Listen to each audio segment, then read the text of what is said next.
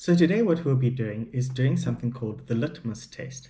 Now to do the litmus test you need litmus paper, and because it's a lockdown I don't actually have any litmus paper at home, and I went to the chemist and they didn't have any either. So instead I've made litmus paper strips. Now you get red litmus paper and blue litmus paper, and I'll show you why you need both in a second. And we're going to stick to the three chemicals that we have been working with all along. Over here we have bicarbonate of soda, which has been diluted in water. We have lemon juice, which has also been slightly diluted in water.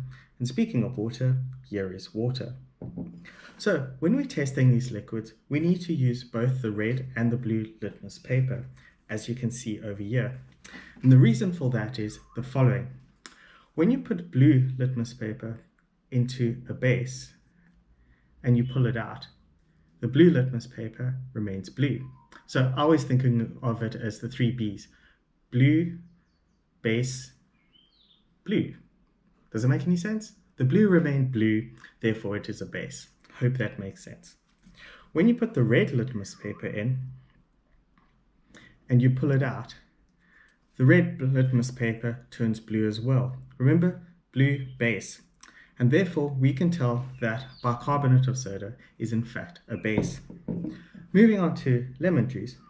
If I take the red litmus paper and put it into the lemon juice, which we know is an acid, we can see that the red litmus paper remains red, therefore it is an acid. However, if we put the blue litmus paper in,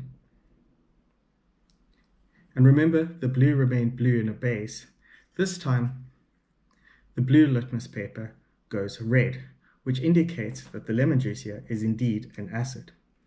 But the fun part comes when you get to water. When you take red litmus paper and put it in water, it remains red. And when you put blue litmus paper in water, it remains blue. So what does that mean? I would like you to think about that, and you can let me know either in the comments below or in your science book. Happy experimenting!